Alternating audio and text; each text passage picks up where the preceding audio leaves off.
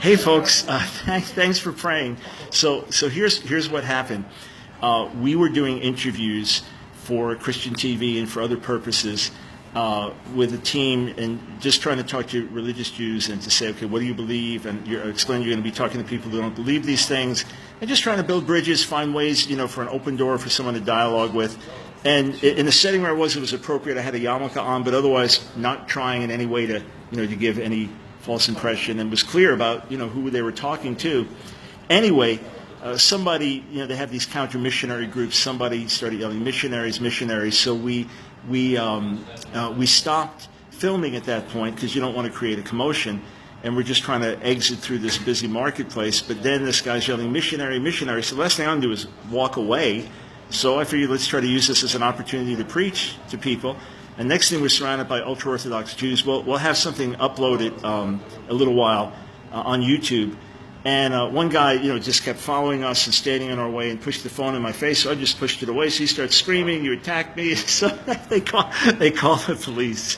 So the police just have to respond. So at this point, but we were trying to leave for like an hour and couldn't leave. So now the police come, and my modern Hebrew is too weak to explain everything. But so I just got to sit and wait. And then I had a second to do the video, and then next thing they took the phone. So it was like hours. They bring us to the precinct.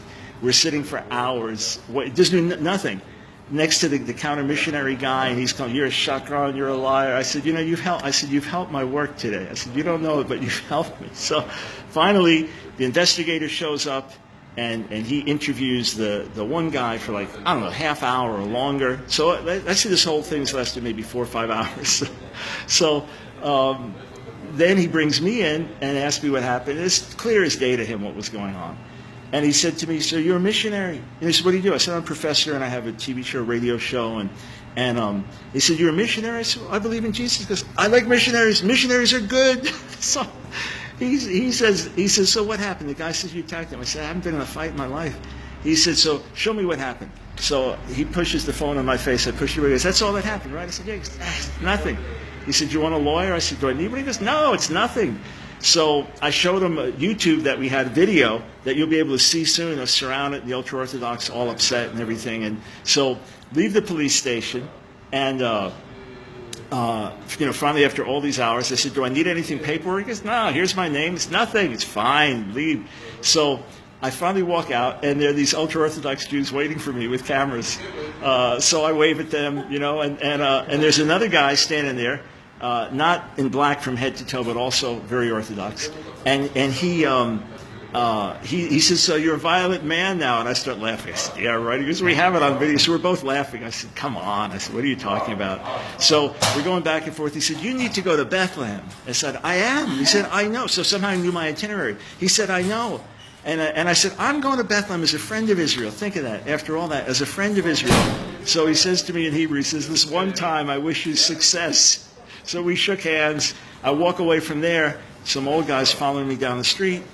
German Christian, prays for Israel, comes and prays in tongues for Israel on a regular basis, knows me from internet. I walk away from there. Another German Christian comes over, knows us from internet and praying. So I didn't want to put a panic in anyone. I couldn't say too much. I didn't want to make the police look bad. They were just doing their job. But all is well. Another exciting day, bearing a little reproach for the gospel, but a serious reminder of how we need to pray for the salvation of the ultra-Orthodox, because to them Jesus is the ultimate enemy.